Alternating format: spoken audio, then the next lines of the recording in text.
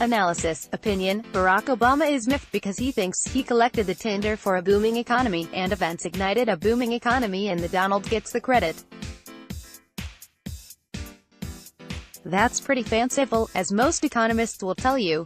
But now Mr. Obama can watch with a measure of pleasure as President Trump takes heat for using the Obama example of how to deal with the children brought by their families to the hell on the border. President Trump is eager to say he inherited the border dilemma, and he's dealing with it the way Mr.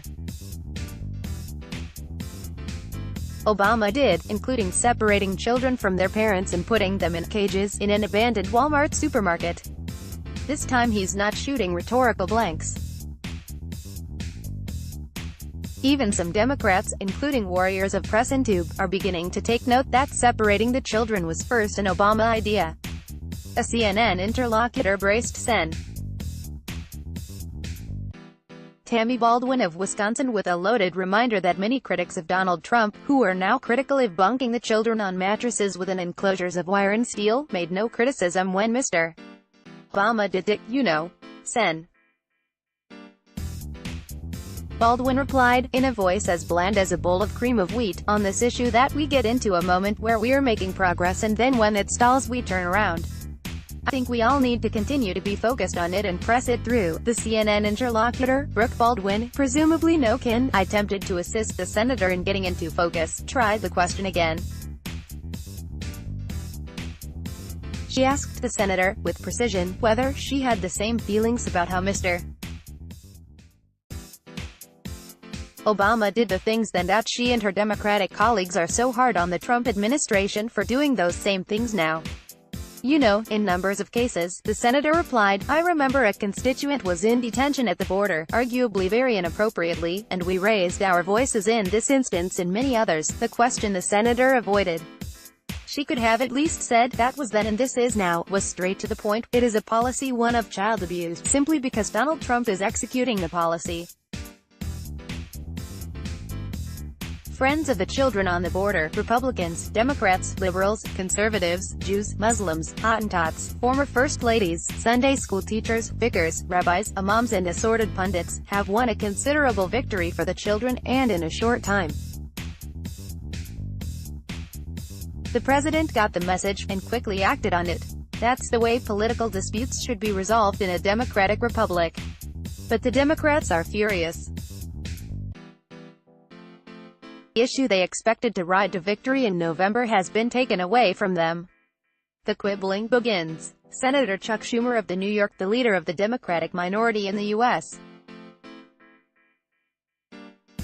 Senate, scoffs at the administration's suggestion that it might put up 20,000 children at military bases in Arkansas and Texas. Is it even feasible? Well, why not? The can-do spirit of Americans always astonishes the world. We're not talking here about whether Congress could do it. The U.S. military can do more things than Chuck Schumer dreams of. Sen.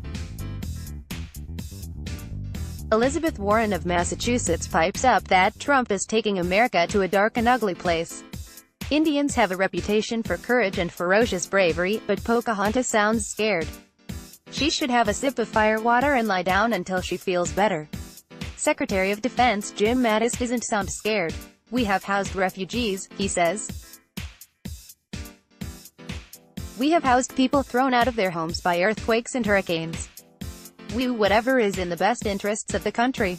The Pentagon says it is working closely with the Health and Human Services to determine what it needs and how to get it there. Meanwhile, the children in government custody, in or out of cages, are being taken care of. No one has disputed that, but that is not good news to Chuck Schumer and his campaign strategists. They had counted on Donald Trump's usual stubborn insistence that he doesn't make mistakes to keep the crying children in the news all summer.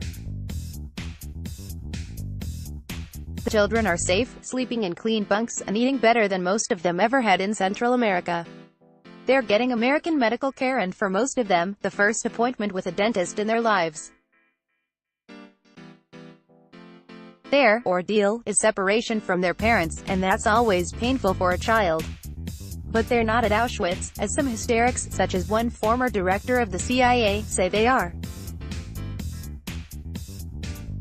The necessary guards are not Nazis called out of retirement at Buchenwald, despite what some pundits suffering hot flashes say. It's Donald Trump who's showing wear and tear. They don't care about the children, he says of Mr. Schumer and the Democrats. They don't care about injury. They don't care about anything. Wesley Pruden is editor-in-chief emeritus of The Times. The Washington Times welcomes your comments on Spot.im, our third-party provider. Please read our comment policy before commenting.